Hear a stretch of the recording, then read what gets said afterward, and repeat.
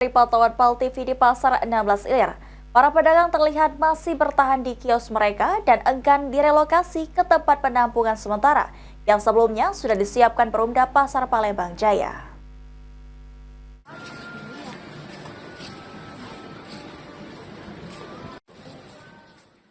Revitalisasi Pasar 16 hingga kini masih menuai polemik.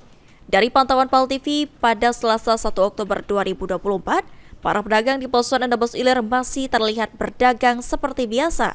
Padahal pihak Perumda Pasar Palembang Jaya berencana akan melakukan relokasi. Salah satu pedagang, John, menegaskan jika menolak revitalisasi karena para pedagang meminta haknya sebagai pemilik SHM diakui terlebih dahulu. Tidak hanya itu, para pedagang di Pasar 16 Ilir juga enggan direlokasi dengan beberapa pertimbangan. Layak itu kan masih pedagang ini kan. Rencananya kita nih sebagai pedagang mau direlokasi ke daerah sana, bawa jembatan Ampera itu. Ya, kita tolak lah. Ya kan maksud kami ini seluruh pedagang ini minta bahwa jangan menghapuskan hak kami. Itu aja. Yang kedua, yang nama revitalisasi kan dia mengubah bentuk ya. Beda. Kalau bisa kan renovasi.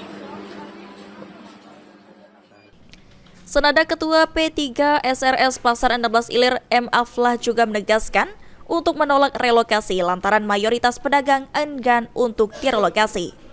Terlebih lagi, perbaikan yang dilakukan pihak pengelola merupakan fasilitas umum, sementara bagian kios-kios pedagang belum direvitalisasi. Di depan itu kan sekarang koyak.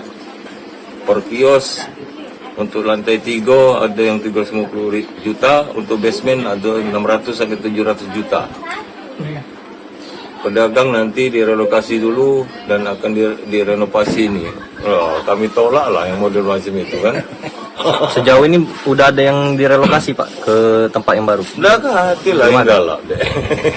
Nolak jadi pedagang nolak kan. Memang ada.